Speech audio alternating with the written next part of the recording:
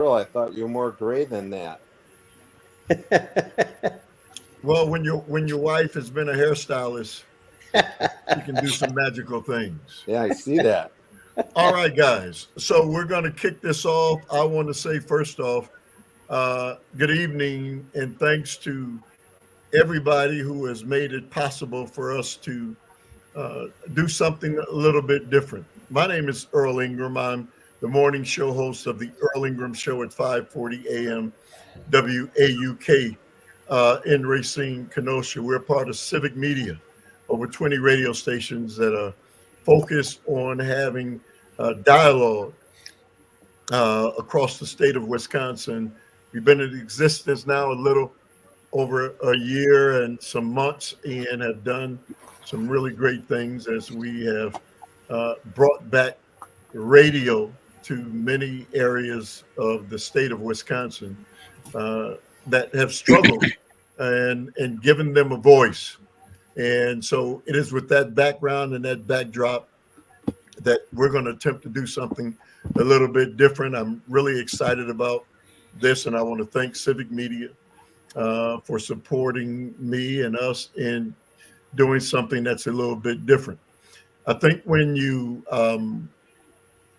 listen to conversations about the elections and what's been going on, in many instances you hear one side of this, and that's the amen corner. And so if it's on the Democratic side, it's all Democrats. If it's on the Republican side, it's all Republicans. And so I wanted to do something different. And I also wanted to give a perspective of the city of Milwaukee. Milwaukee is as key as any part of this nation in this election. And the Democrats are very much aware of that. That's why the surrogates of Kamala Harris have been here time and time again. And prior to her, President Joe Biden, he himself made plenty visits. So I want to give a perspective of voices from the city of Milwaukee and others very close to Milwaukee, as we are now 6 days away from what may be arguably the most important election in our time. I want to begin by introducing my guest. I want to begin by introducing Gary. Gary, if you'll give a little background about yourself before we get started. Well, I was born and raised in Milwaukee, a Democrat all the way up until Reagan ran. In 1980 was the first time I switched from a Democrat to a Republican, and I've been a Republican ever since. I'm a born-again Christian, die-hard MAGA Republican, but I'm not a white nationalist at all, zero. I pride myself in being a principled conservative. And when I do call you up, Earl, I don't argue with you, don't fight with you. I try to listen. I feel as if I'm a guest in your house. And you and I have a pretty good time. We've been talking for quite a long time, probably about 6 or 7 years now. So, Gary, thank you for that. Next up, Mr. Russ Thomas. How you doing, my friend? I'm doing well. My name is Russ Thomas. I'm from Milwaukee. Migrated here probably about 25 years ago from New York. That young lady with the glasses on was the one that was responsible for my birth. And I'm retired now, believe it or not, after working 20 plus years for the school district, MPS. Registered Democrat, voted in every election since my mother made me go to the polls at 18. And this election, as you said, Mr. Ingram, is going to be quite the doozy. And will impact a lot of people. But we'll see what the issues are tonight and try to stay on topic. So I just want to make an announcement. We've got one other guest, James, he says he's in the back room trying to get on. He's trying to get on. But anyway, there he is. Okay. He's made Earl, can I just, I actually wasn't trying to get on. I was trying to keep on the audio, but since everybody else is on, I'll take that. Okay. All right. So let's go to David. Good evening, David. Tell us a little bit about David. Good evening, Earl. Thank you for the invitation. I'm very happy to be part of this podcast. So I'm a native Wisconsinite, born and raised. I did go to school, though, for college to Minnesota for 5 years, and I had to wear my Badger jersey during that time. But I'm a third-generation property owner. I've been actually, our family has had some sort of property of some sort since about 1951. And I have seen a lot of changes since I was, born in 1970. Some of it good, some of it bad. My dad still resides in the city of Milwaukee. And I just really think, with this election, I do agree with Russ. Yes, this is a huge election coming up that will have an impact on all of us one way or the other. And at the end of the day, I just want to see solutions to some of these problems that we have nationally, by state, and locally. So, all right. And last but not least, a lifelong friend of mine, none other than Mr. James. James, how you doing, sir? I'm doing just wonderful. Tell Doing us great. a little bit about you. Yeah, I'll tell you a little bit about me. I've been retired since 2013. I'm 70 years old. Black male, grew up in Milwaukee, Wisconsin. Actually live in the neighborhood that I grew up in. Actually went to high school with Earl Ingram.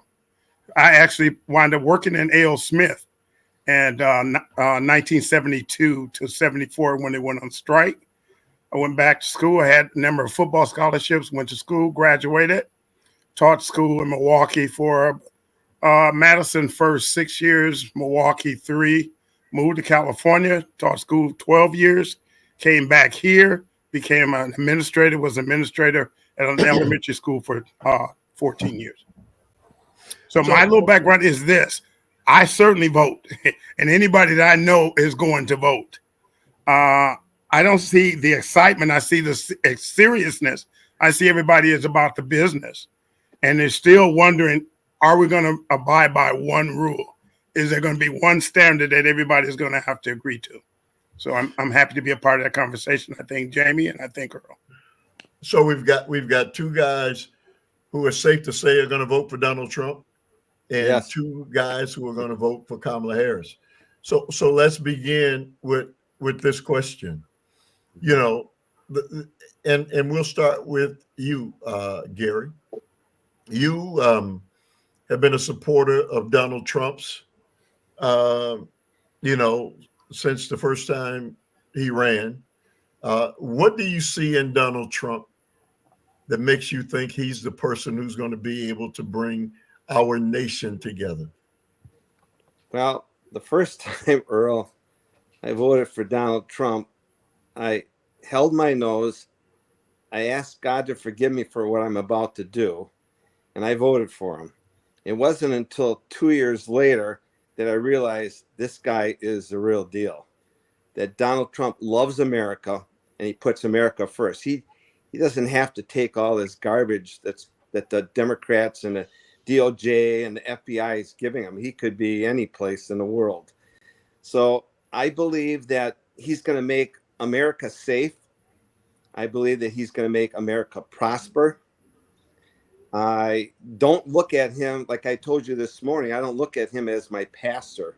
I don't think he's much of a moral person, but we have, in my opinion, we have kind of two flawed candidates. But I think Donald Trump is the only Republican in this country that could take on the establishment, because I don't think DeSantis or anybody else could hang on and go as hard as he does. So I think he's going to be good. I think he's going to be strong as far as a national leader. I think he's going to handle Putin, and I have no problems with him and Putin being good friends, because you don't want to be at war with your enemies. If you can be friends with them, we can make peace. So Gary, go ahead. Thank you very much. I want to go to you, James. I want you to respond to what you just heard from Gary. Gary, and I'll do a second. I'm thinking to myself, you held your nose, you voted for someone that obviously wasn't your perfect candidate. And from everything I've seen in Donald Trump's first 4 years in office, his office was poorly governed. It was chaotic. Every day I've actually heard something from Donald Trump or something about criminality and incompetence. So I'm like, how could people still stay with this man and say that they believe in anything? So to me, I believe in people that show me who they are, and I believe their character matters very much. And so it's like, well, Donald Trump, those people are voting for Donald Trump, has a lot in common with Donald Trump. And so when we think about all the isms and we think about, the vermin and poison the blood of the nation and make America great again, it sends chills to me, man. And I've worked in America my entire life, and I do not see diversity, equity, and inclusion as being a negative. I see it as being a strength for the country. So if Donald Trump was my friend and he spoke to Earl the way he speaks to the country, he couldn't no longer be my friend. I certainly couldn't support him. That's my response. Dave, Well, what is it about Donald Trump that's endearing to you, and the fact that you've chosen that you're going to vote for him? Well, for starters, I have not voted as of yet. I'm still in that last second phase of making the decision. I don't think either candidate is the best as far as handling our national deficit. I think that is a huge problem. It's going to affect every American going forward. That has not been really talked about by either party. And granted, we've heard Trump more spending than even Harris, but it's still problematic. And I think at the end of the day, that will have to be addressed. I also do believe that I am worried about, and I've said this to you a few times, I am worried about the state of the world in general, just with all the wars going on, the fact that Ukraine and Russia have been going at this for over 2 years now. North Korea just sent soldiers over there. Russia is taking some cue from China. Iran is certainly ratcheted up its tactics against Israel, and I am Jewish, which is a huge concern to me. I'm worried about potentially another Holocaust happening. So there's a lot of different things that I'm worried about that I'm not sure that either one could, completely fix it, because it is much more than just the United States. But you have to vote for one. It's either or. Yes. So I would say probably more than likely yes. But I will say this: the one thing that I've noticed is, Kennedy has joined the Trump party, and then one of the reasons why he went into the party is because he was focusing, and you've been focused on this, Earl, about the poisons in our food. So David, listen, we got to move on, and we got Yes. a lot of other questions. So thank you Yes. very much. Mr. Sure. Thomas, there's a choice. It's either Kamala Harris or Donald Trump. You've heard from the other three voices. Your take, sir. Well, my support is with Kamala Harris, obviously. She is the better option. Donald Trump, every time he opens his mouth, nothing comes out. And, you just have to look at the vitriol that just comes out of that whole group, Mr. Trump, and what he represents. And it has really put the country in an imposition, up and including the last big event he had in New York City with the disparaging remarks that were made against the Puerto Rican nation and Puerto Rican people. Of all places, New York City, 1 million Puerto Ricans in New York City, 500,000 in Pennsylvania. How do you come out your mouth and say those things? He didn't say it with a straight voice, but he didn't denounce it either. repudiate it. and he denounced it right away. No, he did not. Yeah, he did. He didn't repudiate it. So for the sake of clarity, Gary, he has not repudiated it. His He has people not did. repudiated it. No, his people did right away. No, but so He we're did. talking about him. He's the president, He's the president. or he's running for president. I'm sorry. He has Hope to never be a president, but he's running for president. Russ. He So has so let's spokespeople so for let's him. so let's move on. So That was a Mr. stupid Thomas, remark. I agree. Mr. Thomas, 100%. we'll start That's terrible. with you. You wake up on Wednesday morning, November 6th. Donald Trump is the president of the United States again.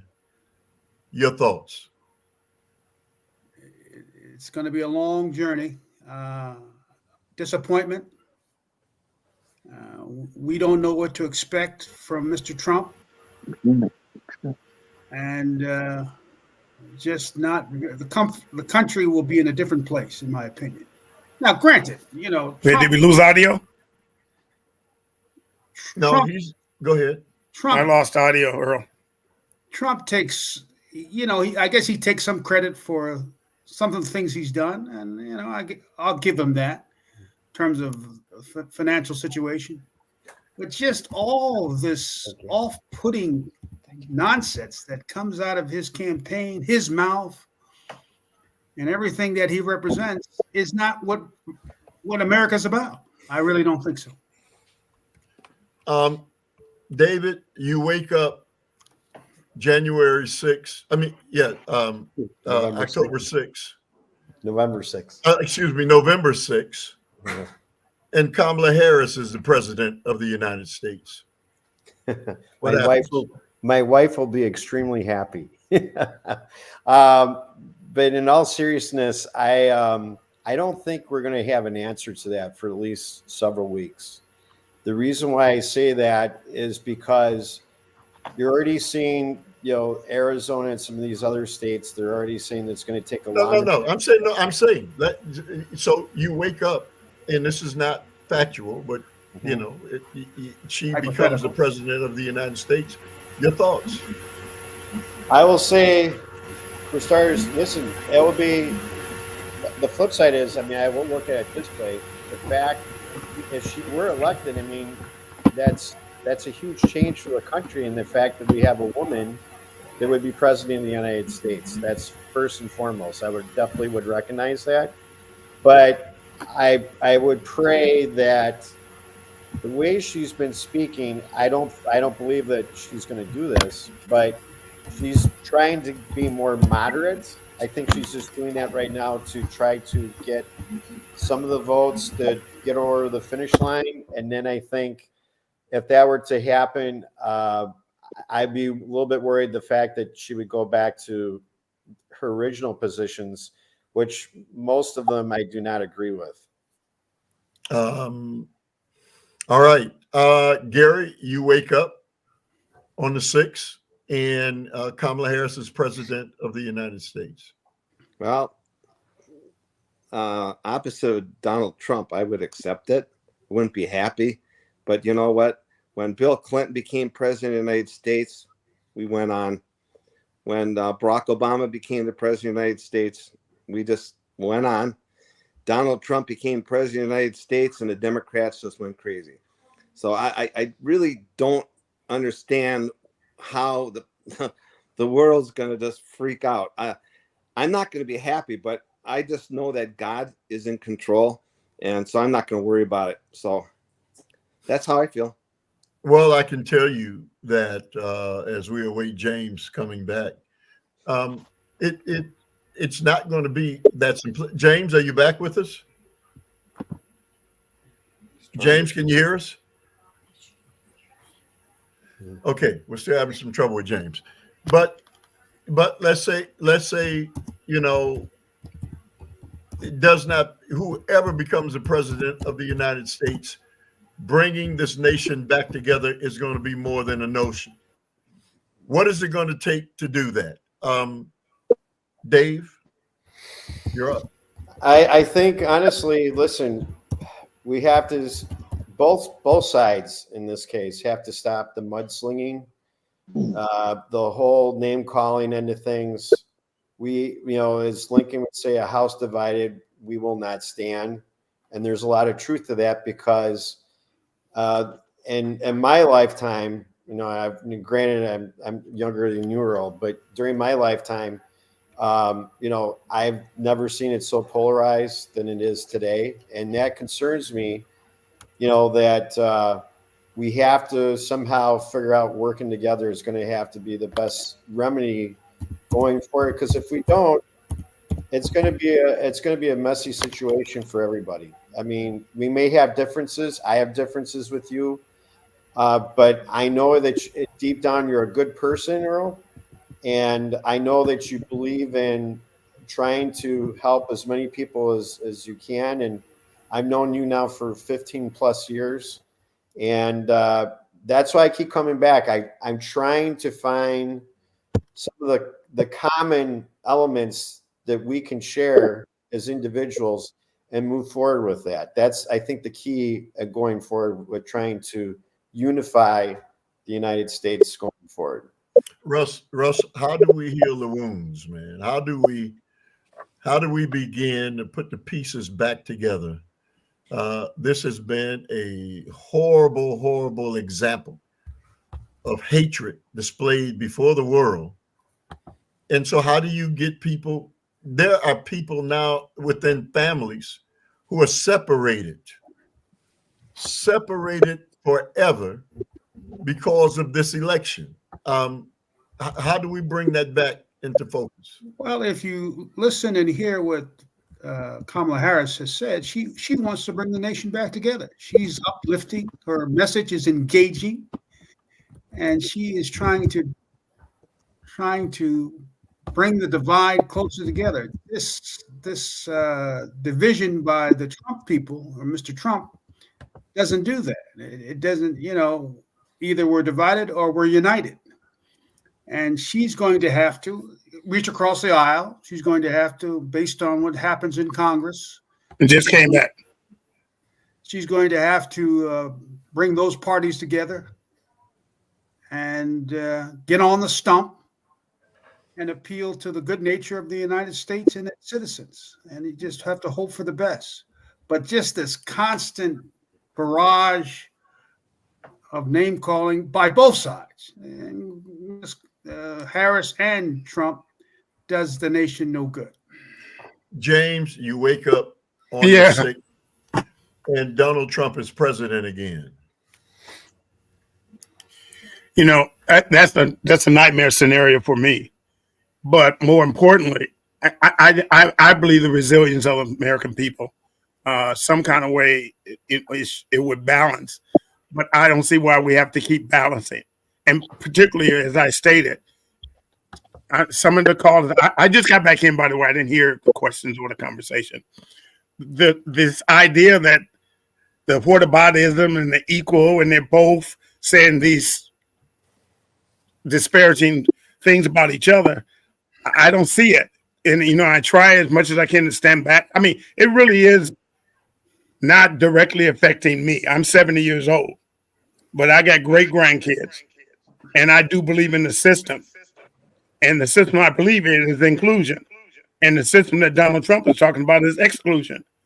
And so to me, to wake up and hear that would be like, here we go again. We know, to me, there's two Americas. And so we've got to find a way to make it work. And generally we will do that. Gary, you want to respond to what James just said? Well, I'm glad that he understands, like I do, that we're a great country here, and that we will get through this. And I do not want to see problems. I think that if Kamala Harris is the president, there's going to be some people that are going to start going crazy again, which I was not part of that. I was totally against it. But I'm more afraid that some of the Democrats is going to be, if it's anything like the riots in 2020, 574 riots, and I can understand what they're fighting against and what they're all pissed off about. But the fact is, we do need to get together because we have to show the world that we are the greatest country in the world. So, Gary, I have to ask you, Gary, I have to ask you. well, I knew this You, was going to happen. All I right. know, but Gary, I Go have ahead. to ask you. You said that you're afraid that if Trump loses, there are people who are there's going to be unrest. That unrest is not going to be coming from the Democratic side. Why would there be physical unrest? And you say, well, and you just basically go whistle past that and then say you're concerned about what's going to happen with the Democrats. Well, the fact is, the rhetoric about talking about, especially Rick Wilson from the Lincoln Project, going out there saying, I can state He's not a it, that Democrat. but listen once, he is a Trump hater and is voting for Kamala Harris. When he says that somebody's got to stop him and put a bullet into Trump, those are his exact words. And then his secretary goes out there and says, too bad this guy had a bad aim. That's bad. I mean, Hey, Gary, can I ask you a question? Sure. Go ahead, James.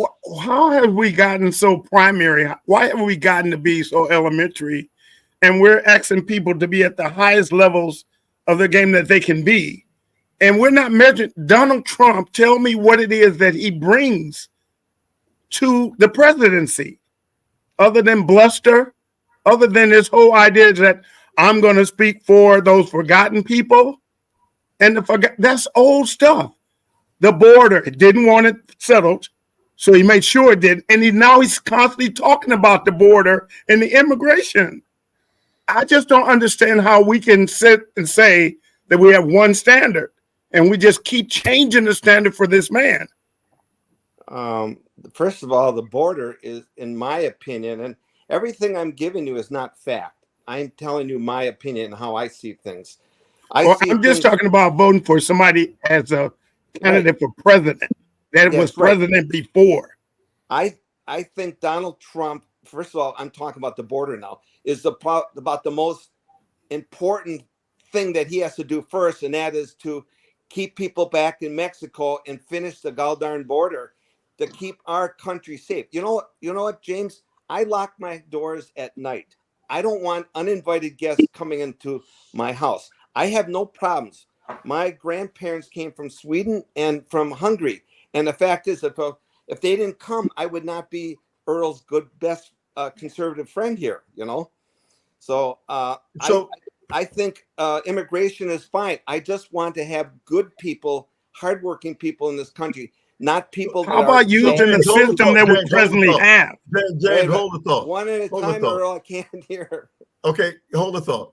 Russ, do you want to respond to what he just said? He just wants good people, and what he's implying. I'm not sure, but the way that Donald Trump has disparaged foreign nationals and immigrants is really unfortunate.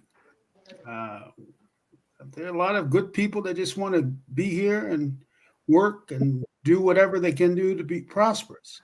The immigration problem didn't all happen under Biden and Harris. That's a long history of shortcomings that has happened over the years, and it will not be solved under the next president. So we just have to learn how to deal with it. As James has said, they tried to bring it before Congress, and Trump tried to put the kibosh on it. Well, if you recall that. And I'm glad he did, because they were going to allow 1,800,000 people in every year. Then within 8 years, they were going to give amnesty to everybody. I'm against Okay. So Gary, hang on. Dave, your thoughts on what we're just talking about? So there's multi things going on here. Number one, everyone, from what I can tell, from what I understand, we're for legal immigration. This is talking about strictly with people that are coming over the border that didn't do it legally. The reason why I say that is because if you have the situation we have, there's no question that there's a lot of sexual crimes against children being committed right now. We have a lot of fentanyl coming into the country. They're killing people. We have families that are literally being ripped apart. In towns, they're being overwhelmed in some areas, not all areas, but other areas where, there's these people that are coming over. It's not that we can't help them, but we have to figure out how to, wherever they're coming from, we have to figure out how to make things better there. Because when you come here, unfortunately, there's only so much resources says we have plenty of veterans that need help. We have plenty of homeless Americans that need help. And we are struggling to take care of those individuals, let alone having millions of other people that are in the same boat. So it's a huge dilemma. It has to be solved, because if it is, yes. I apologize, but so deportation is the answer? He didn't say deportation. Without even a process? I didn't say deportation. Yeah, he didn't say that. No, so hang on. I'm guys. saying what Donald Trump is saying. So I don't know, guys. On yesterday on 60 Minutes, there was a conversation about Donald Trump's plan to deport, illegal immigrants. There are 100. There was 11 million illegal immigrants in this country, and the majority of them have been in this country for over a decade. Law-abiding, tax-paying, correct, people who have become a part of our nation. And so when we talk about getting rid of, and as Donald Trump says, getting all of these people out of this nation, we're talking $80 billion to attempt to do it. The damage that it would do to businesses and communities in this nation, insurmountable. So when you make the statement that I'm going to get rid of all of them, do people really understand the magnitude of what it is he's talking about? The businesses he's going to hurt that right now have illegal immigrants working, and the taxes that they pay. Gary? Okay, Earl, I have never heard Donald Trump say he wants to get rid of everybody. All the illegals. No. You're not listening, Gary? No. James, I did listen, and he said he wants to get rid of the bad people, the murderers. What is that? Child rapists. He wants to get rid of these gangs. They're over going into 15 different states, including our own state. That's what he said. I have never heard him say he wants to get rid of everybody. I don't want. He wants to do it in mass. Right. I'm sorry, Russ. I was talking. I didn't hear you. I'm Go sorry. ahead, Russ. Mr. Trump wants to do it in mass. He just doesn't want. But it's impossible. You can't do it. Nobody's going to vote for that. Dave's not going to vote for it. Earl's not going to vote for it. James ain't. I'm against getting rid of everybody. I told Earl the other day, I had my shop built by a whole bunch of really nice Mexican guys that didn't even speak English, and I was happy they did. So if you get somebody unbridled power, they're going to give you the right to vote, Gary? He's not gonna. You guys are. This is all. If Gary, if I tell you my name is James, you're going to tell me my name is not James? This man is telling you what he's saying, and you saying he's not going to do it. Wait, you heard Donald Trump say he's yes, I did. Every single last illegal immigrant? You're not following You're not following him. And have you read 2025? So guys, hang on. Oh, hang on. That is a bunch of crap. Gary, hang on. Oh, Lord. Gary, hang on. Hang on, Gary. Okay. Hey, Dave, your thoughts? Clearly, there's 11,000 illegal immigrants. 11 million. 11 million illegal immigrants. And over, I think I read 9 million of them have been here over a decade, doing great things. I'm hearing Gary say that he's talking about criminals and as if that's all that's coming across the border are criminals. Your thoughts on that thought, Dave? Is that what you believe? I do know. So what I believe is this. I do believe, yes, there are definitely some individuals that want to come here because we are the beacon of freedom. There's a reason why we have more people coming to this country than anywhere else on the planet. And that's because of opportunity. It's because of diversity. It's because of you could be, poor as a church mouse and end up being, a very successful person. Does that happen for everybody? No. Is capitalism perfect? No. However, a lot of people around the world recognize, and it's just not coming from Mexico and Central America, it is from around the globe that are coming into the country. And I do think people that have been here for quite a while, that have shown they're willing to, be good citizens, I think we should give them an opportunity to go ahead and assimilate them into the United States. But the ones who have committed serious crimes, no. We got enough. We got enough with the prison system. We don't need to add more people into having taxpayers, put additional people in there when they shouldn't be here in the first place. Mr. Thomas, I think you want to respond to that. Well, my retort back to Dave and Gary, what is the number? I mean, the way Mr. Trump was talking from Mar-a-Lago today, he said deport everybody. Mm-hmm. What is Gary what is, didn't hear that. I didn't hear that.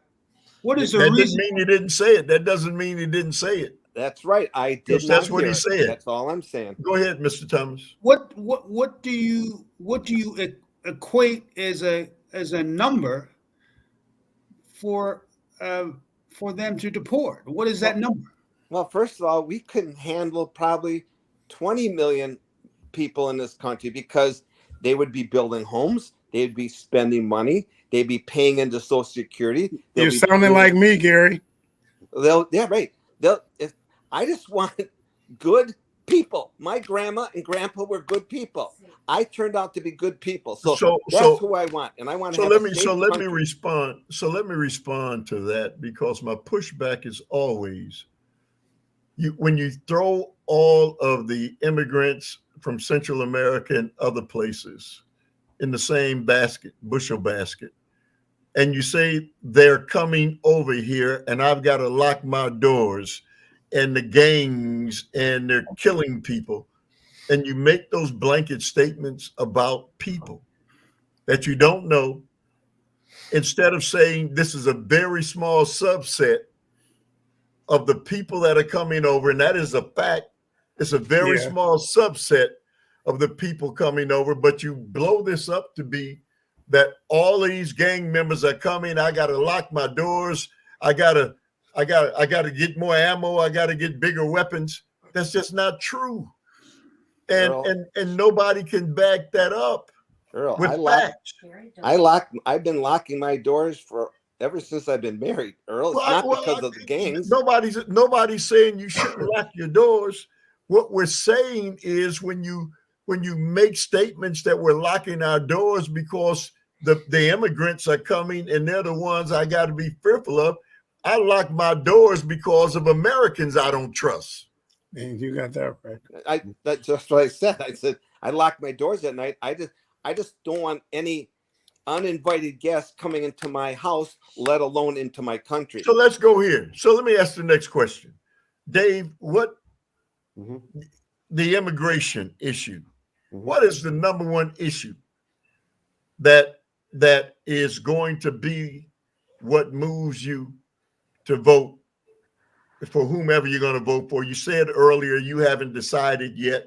It's 6 days out. What is going to change your mind in the next 6 days to make you decide to vote for Trump or Kamala Harris? For me, so unfortunately, Lindsay, my wife, has got family in Israel, and I would really like to know what her position is with the state of Israel, because I am very worried about Israel being completely eliminated off the map, off the face of the earth. And I've said this to you, when I hear, chanting river to the sea, stuff of that nature, that means that Israel would no longer exist as we know it as a country.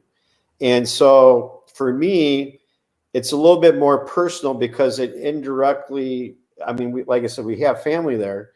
And you see what's going on right now with the missiles, Iran's attacks Israel now twice in the last 6 months.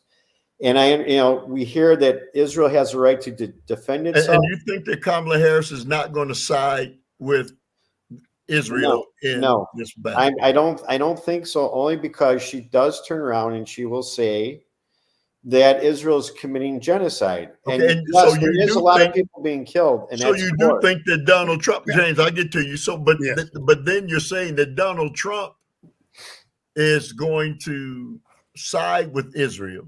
Is that what you're saying? Yes, I mean, Absolutely. She did the Abraham. She did James, the you want to Abraham respond to that? Yeah, I was just going to say, we can't believe Kamala, what she says. I have listened to her since she's only been running for this office, head office, about what, 3 months? 3 months. Yep. All right.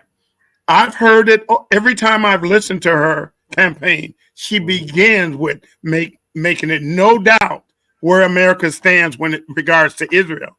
So what does she have to say to make you believe she's honestly saying what she's going to do? Because she actually said that she may withhold the whatever necessary means, maybe intelligence and other things from Israel, and not cooperating. I haven't heard that, but I do think that I did. Yeah, I did. But I think you have to do something. Netanyahu is really running amok, to me. No reasoning whatsoever. He didn't cause October 7th. No, he did not. But where's the comparison right now? As far to me, there's no comparison. The response to me is overkill. Well, the thing again, this would be, I've told Earl this many times, this whole situation would be completely over with if Hamas would lay down their arms and give the hostages back. That's it. End of story. And Hamas was presented that just a few days ago. It was in the Wall Street Journal. I read it. And Hamas said, no. We're going to keep this going for as long as we have to. So I remember when Hamas was asking to go to the table and have a solution, and Israel rejected everything that they asked for. Because they were not releasing the hostages. So Dave and James, hang on. Mr. Thomas, you want to chime in? Well, I think, and she said this. She said she needs more time to study the situation. It would be political suicide for her, in my opinion, to not support Israel. I mean, why? It's just not in the interest of her, this country, and the people around the world. Mm-hmm. She needs some time to study this.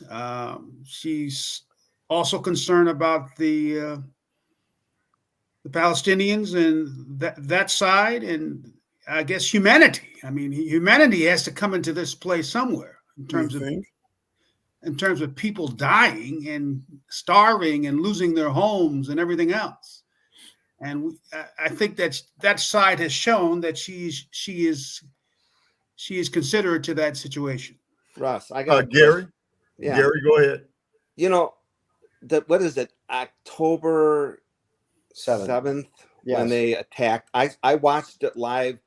I couldn't sleep that night. It was on a Friday night, early Saturday morning, and I'm watching the Jewish radio TV station I-24, and I'm watching this thing. I'm shocked. And I woke my wife up and I told her, I said, you have no idea what's going on. But 24 hours later, Hamas said they will never, ever stop until just like David said, every last Israeli is thrown into the Mediterranean Sea and drowned like rats. And that's they'll never stop, ever. You can't, this is going to go on for years and years and years. You can't trust these people. So is the option to eliminate them permanently, once and for all? Gary, hang on, Mr. Thomas. Go ahead. So what is the option? To destroy? No, like David Hamas, said. No, like David said, get those hostages back and then deal with them. And then So what leverage do they have if they give you all the hostages? What reason would they believe that the war would be over? Because the fact is, Israel said it would be over. That's what they've said clearly. That's what they said. Israelis want their children back. They want their family back. So the dispute over land and keep in mind keep and in mind. everything else is not that's going to go away. That just is the Hamas. No. And So keep in mind really quickly. So back in 2005, when Sharon was running Israel, Gaza was under the control of both. It was at one time with Egypt for quite a long time. Israel used that as a buffer. Israel said, "Okay, here you go to the Palestinians. We're leaving Gaza. This is back in 2005. We're going to give you humanitarian aid. We're going to try to help you get established with your with your new homeland." And that was specifically done with the idea of trying to give the Palestinians So Dave, home. I hate to interrupt you, but how many different presidents have there been since then? So when we talk about that Kamala Harris is as if Kamala Harris has something to do with this situation. She's a vice president. And so that's the part of this that I don't understand. She didn't make the decisions that were made as it relates to the United States supporting Israel. The president of the United States, Joe Biden, did. And so how can she be held accountable for decisions that Joe Biden made? Because she clearly stated, it was asked a few weeks ago, she was asked that question, she wouldn't have changed anything what Biden did. That's what she said. She said everything, she would have kept. Clear as a bell. Well, that's a pretty loaded question. Now, how many things could she have had on her mind at that time? Well, but the thing is, though, James, this is what I would look at it. I would have been nice or refreshing to say, you know what? I think we could have done something a little differently with this. Maybe we could have done something a little different with inflation. Maybe we could have done something a little different with the war in Ukraine. I guess my question to you, Jane, is yes, there's a lot going on, but she did not offer any alternative. Well, but before James answers that, let me answer it. Let me say to you that she is right now still the vice president of the United States. She's one. For her to say in her capacity that I would have done all these things different than the president of the United States is it's unconscionable. He didn't say that all these things. I didn't say. I just said point out a few things. Again, that's James. You want to respond? I'm just sitting here holding my head and thinking, one standard. That's all we can hang our hat on. We're asking her to do things that we're not asking the lead candidate running for president of the United States. He hasn't given me any details, none at all. But we want her, who was not the president, to give us some answers. James, I think she's done way more than any. Like I said, I follow politics my entire life. I've never seen anybody become so detailed until this race here. Earl, I'd like to ask James a question. Go ahead. When Obama was president, he told Putin, "Don't you dare come into Crimea." Okay, and he did. But when Donald Trump was president, he didn't do anything. Shortly after, Donald Trump and Joe Biden's in there. All of a sudden, he's going into he's attacking. I think there's so many things going on. There's so many moving parts, and I again, if I remember, the last president had these meetings that even the American media wasn't allowed to be a part of, and is with some of the players that are in right now. So I don't know. Like I said, I think, again, if we could sit with one standard and require everybody to abide by it, we'd be better off. And the other thing is this whole them and they and those others and not a part of my camp and how in the world can you ask a country to be united and ask them to be divided at the same time? So Mr. Thomas, let me ask you, if we go by what Gary and many others who say the exact same thing, Donald Trump has said none of those things would happen under me because I would talk to them. Does Donald Trump somehow have some magical power, possess some magical power that he can tell leaders from across the world, do what I tell you to do? Peace Because through I'm strength. Donald Trump. But no others have that possess that same power. I'm not sure what Donald Trump has, but he hasn't shown his cards, and he says a lot of things out the side of his mouth, like a carnival barker, and hopes that sticks on the wall, but no detailed plans. They asked him about the health care plan, and he said, Sorry "Well, about that. we have We concepts." got some concepts. I mean, no details, no plan of action, no thinking through this process. So when he gets into office, and his military leaders that served with him in his first term even said, he shoots off from the side of his hip. They don't. Those are 4-star generals. Those are the elite of the military and his Absolutely. military. And how does that happen? Dave, Gary, you want to respond? Joint Chief of Staff, former Joint Chief of Staff of the United States military. And said something, and Donald Trump totally said the man doesn't know what he's talking about. Well, the head of the Joint Chiefs of Staff. Well, the thing is, when you don't like somebody, you can go make up all sorts of stories.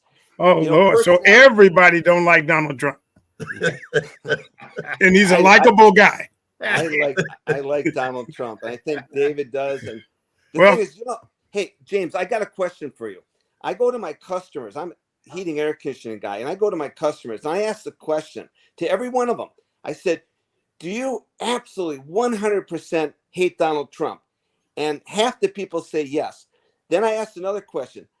Do you guys absolutely hate Kamala Harris? And you know what? I haven't had one person out of almost 100 people say, I hate Kamala Harris. The thing is, why do Democrats fear and hate Donald Trump so bad? What do you think? We don't fear Donald Trump. We're fearing people that's following this man blindly. That has, what one of his followers say? We're the ones with the guns. Yeah, but we're the ones that's willing to sacrifice human lives. David and I aren't following him blindly. David's going to vote for you. You're an exception. I still believe that they're still. I don't think they have the numbers to win an election. This election. Wow. So, guys, I really don't think so. Guys, listen, we're coming towards the end of this, and I hate it happened so fast. And I guarantee you, we're going to bring you guys back, and we're going to delve deeper. This is fun. So next Wednesday, Gary, who wins? Hey, what? Who wins? The election. Oh, Donald Trump in a landslide. Really? In a landslide, James. Sounds like dinner to me. Okay, James, who wins the election? Oh, I've told you back 8 months ago, and everybody's going to pin the needle, and I get it. But I solemnly believe in the human spirit. I just believe in people. And you talk about good people. These are the people that would vote for somebody. Character. Character matters with good people. So I'm saying a landslide in the other direction for the other candidate. Dave, who wins the election? I think it's going to be very close. We know, but one of them has to win. Who wins? Yeah, I think right now, to be honest with you, from what I am understanding, and correct me if I'm wrong, but things are trending more to Trump lately. They just had a poll of Arab Americans in Michigan, which is a big voting group. And keep in mind, the mayor of Dearborn, Michigan, who's an Arab American, just gave his support to Donald Trump, which is a big voting block there. Hey, Dave, thank you. Mr. Thomas, you got the last word. My money is with Kamala Harris, and the women vote will put her absolutely. The woman guys, vote. I want to thank you. I want to thank you for the first of what we hope will be a long list of these kinds of conversations. I'm definitely going to have you guys back on. We'll let you know. But thank you for Civic Media for giving us this first opportunity, to do a podcast dealing with the election. We'll have you guys back on. Next week is the election, and I think I'll bring you guys back, and we'll have the same guys, and we'll talk about the outcome of the election. So thank you guys. Really Thank you. appreciate it. Thank you. We'll Nice have meeting you, you. Gary. Nice meeting you, David. All right, Russ. Nice to meet all you, right, Russ. thank Nice you. to meet you, James, Gary. Thank you. Thank go Bulls. everybody. And And go that's, Bulls. Me too. that's the end of this opening podcast. Thank you for taking the time out.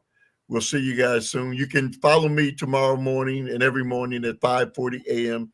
WAUK 8 to 10 at Civic Media. Be well. Have a good evening.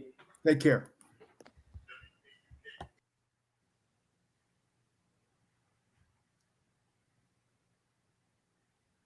How come you and I are still here, Earl?